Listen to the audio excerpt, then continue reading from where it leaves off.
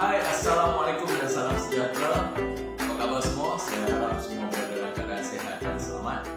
Saya kartunis Azmi Hussein ingin berkongsi tentang asas melukis kartun. Jadi anda di luar sana yang berminat untuk mencuba, jom kita tengok video ini.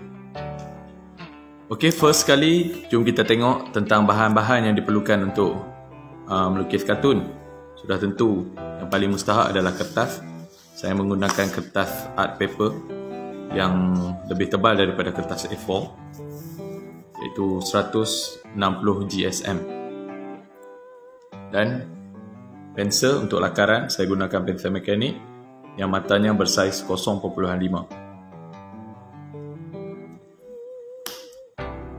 Dan sudah tentu kita perlukan pemadam. Bahan seterusnya adalah pen untuk proses inking. Untuk proses inking biasanya saya menggunakan pen jenis brush pen, jenama Pentel touch pen. Okey, matanya begini, ianya seperti berus. Okey, matanya yang lembut, yang mudah untuk kita buat garisan tebal ataupun yang nipis.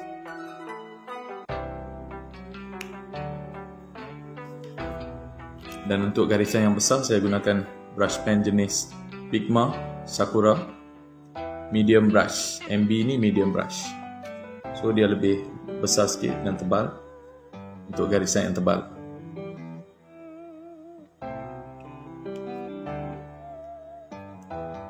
Dan untuk garisan-garisan yang paling nipis dan fine sekali, saya gunakan outline drawing pen 0.5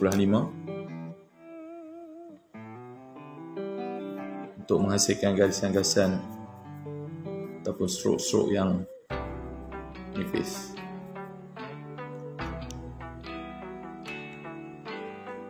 Dan mungkin anda agak sukar untuk mendapatkan pen-pen seperti ini di kedai-kedai biasa. Tapi anda boleh dapatkannya di kedai-kedai alat tulis yang berhampiran ataupun boleh order secara online. Untuk kali pertama ni, jika tiada pen seperti ini, anda juga boleh menggunakan Sharpie. Sharpie sangat mudah untuk didapatkan. Kadang di 7-Eleven ataupun kedai-kedai runcit biasa pun ada menjual Sharpie. So untuk asas untuk belajar hari ini, kita juga boleh menggunakan pen Sharpie. Kita akan belajar cara-cara untuk melakar karakter kartun dengan menggunakan pensel mekanik, dan saya akan tunjukkan satu contoh bagaimana saya melakar karakter. So sambil tengok, anda juga boleh mencuba. Okay, biasanya kita perlu ada idea bagaimana kita ingin melakar karakter tersebut. Mungkin karakter itu seorang yang tinggi, mungkin karakter itu budak kecil, mungkin juga karakter itu seorang yang agak gempal, berisi, ataupun karakter itu adalah seekor haiwan, ataupun buah, ataupun benda. Dalam kartun ni dia tak ada rules, dia tak ada syarat yang tertentu. Anda boleh mengkartunkan apa-apa saja yang anda lihat, yang anda boleh fikir untuk dijadikan kartun. Contohnya sebiji buah apple.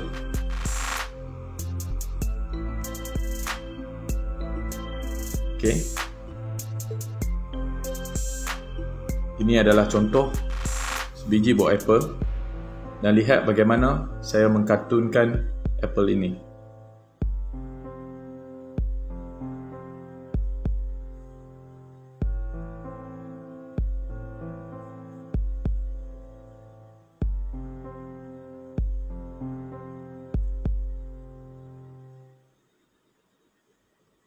Dengan hanya menambahkan elemen-elemen seperti tangan, mata, hidung dan kaki, sesuatu yang anda lukis boleh dijadikan kartun.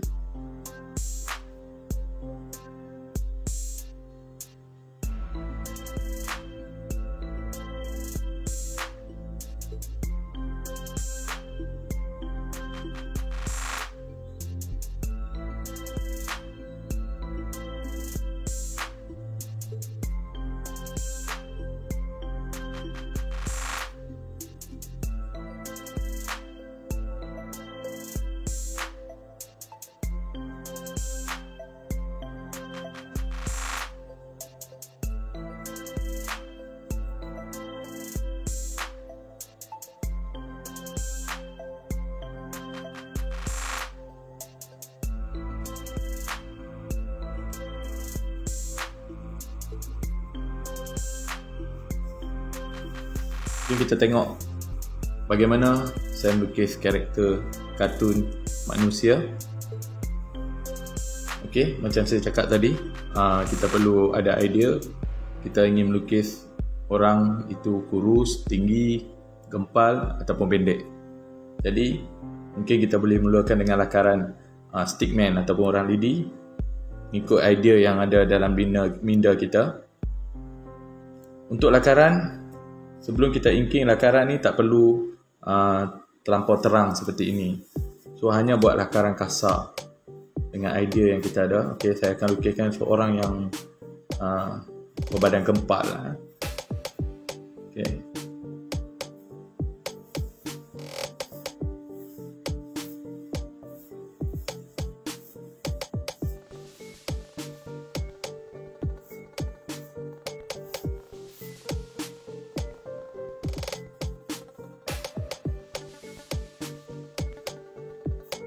Okay, biasanya saya akan buatkan garisan seperti ini untuk mendapatkan posisi arah karakter tersebut. Okay, mungkin dia sedang melambai tangan.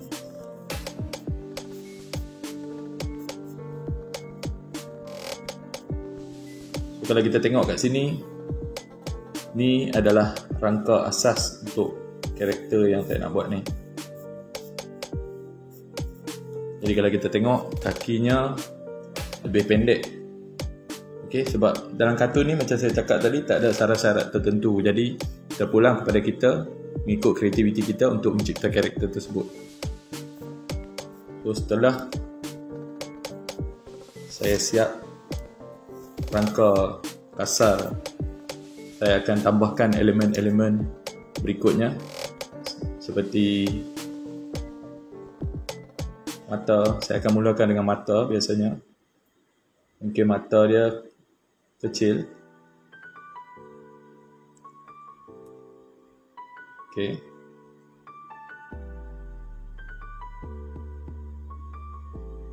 Berhidung besar dan bermisai.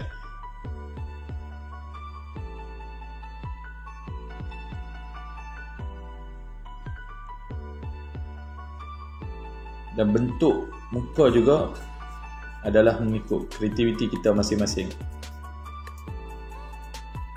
Saya akan tunjukkan dua cara yang berbeza ataupun dua bentuk yang berbeza yang boleh dilukis. Okey, mungkin bentuk wajahnya seperti ini ataupun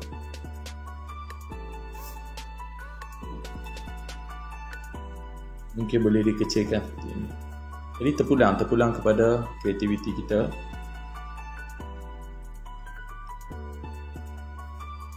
Sekarang bahagian rambut.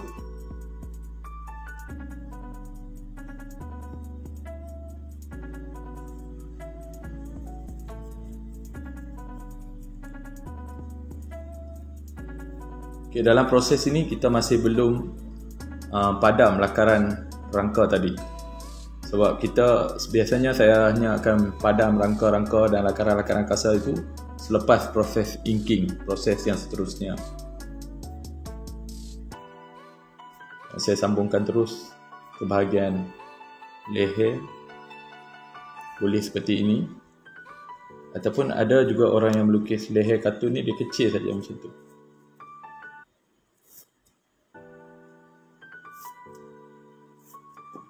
Okay, mungkin kecil saja.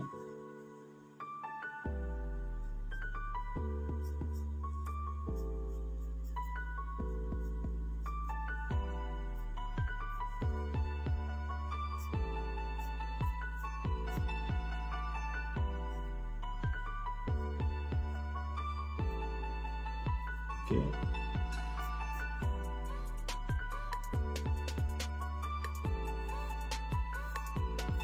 Jadi nampak tak, bila ada rangka di tengah tadi, saya dah dapatkan posisi karakter ini memandang ke arah kanan saya.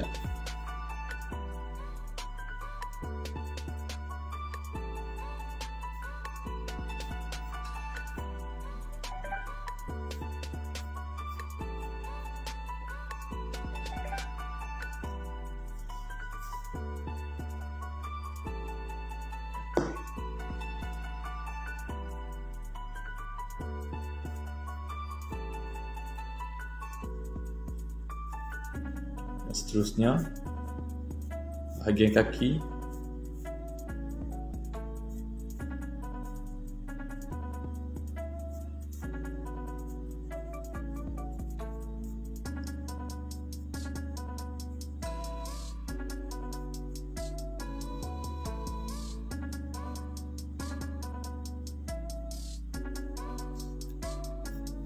Okey, saya dah dapat lakaran kasar karakter ini.